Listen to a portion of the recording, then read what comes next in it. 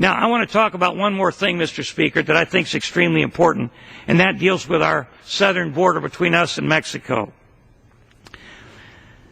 The President of Mexico told President Obama that he did not want any government agents from the United States, the FBI or our DEA, to be able to carry weapons when they're in Mexico.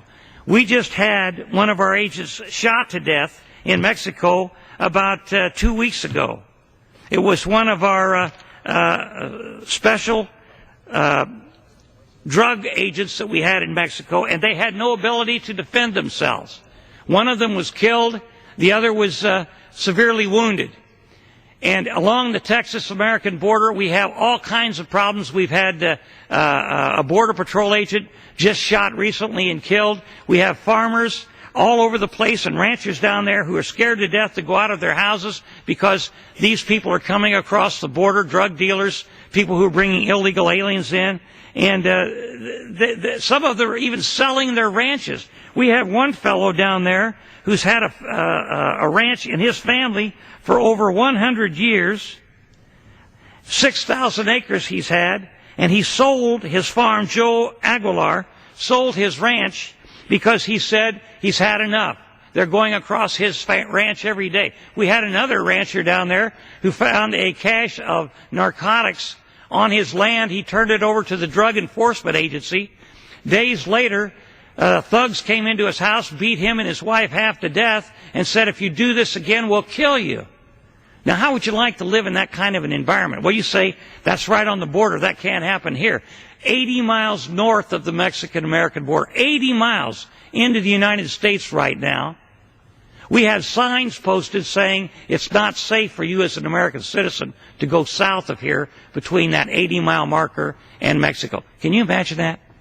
Americans are afraid to even walk on the American soil because of drug dealers, thugs, illegal aliens, people who are transporting them into the country who might kill them. We had one Border Patrol agent who was shot and killed about a week ago. And when he was shot and killed, we found out that he was told these drug dealers or illegal aliens or people who are bringing illegals in to stop. And since they wouldn't stop, our Border Patrol agents were told they had to use bean bags. Get this. They had to use bean bags to be fired at these people who were across the border illegally, who may have been drug dealers or whatever. The fellows that they were pursuing turned around with AK-47s, an automatic weapon with high velocity bullets, and shot and killed this one Border Patrol agent. And the President of the United States has told them that the first thing that they should use if they suspect somebody of bringing illegal drugs in and they can't get them to stop are these bean bags. Now, I can't imagine anything like that. These people are risking their lives day in and day out. Some of them are being killed, some are being taunted day in and day out, and they can't even defend themselves down there. And President Obama, along with the President of Mexico, agreed that our DEA agents, when they go across the border into Mexico, they can't even carry weapons. Now, how many people do you think that are trying to enforce our drug laws and are sent down into foreign countries to defend this country against drug dealers and drug cartels? How many do you think is going to want to go down into those areas when they can't even protect themselves? Would you want to do it? I wouldn't want to do it. I'd want to have a weapon so I could at least try to survive in the event they tried to kill me.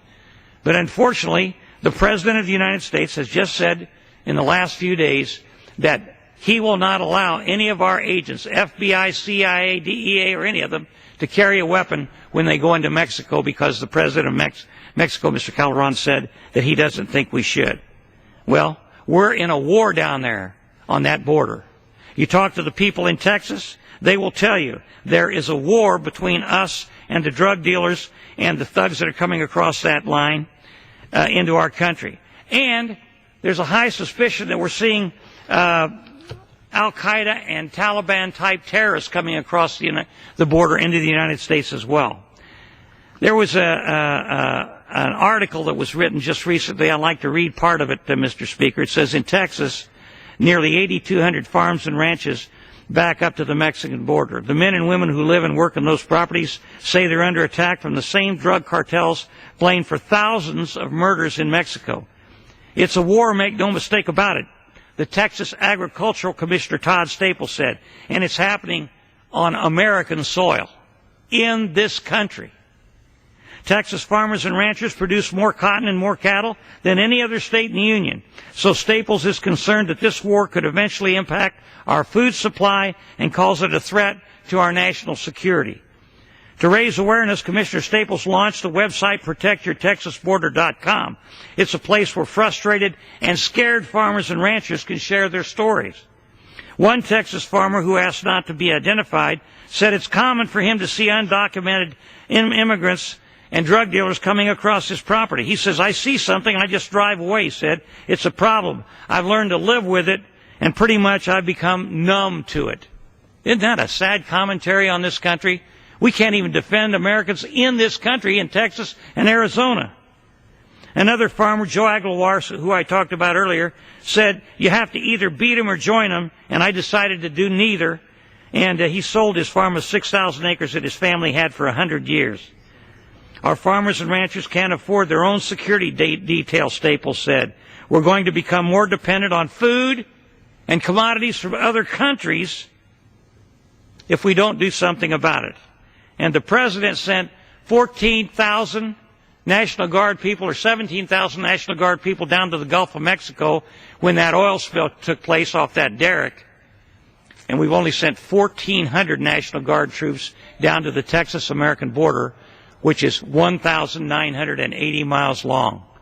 We're never going to solve that border problem unless we really realize that it is an area that we have to focus on, that it's a war, that our citizens are in danger down there, and we can't any longer allow drug dealers to have sites in the United States where they have binoculars and weapons so they can watch for the Border Patrol agents so they can tell their counterparts to bring drugs across the border or bring terrorists across the border because they know that the coast is clear.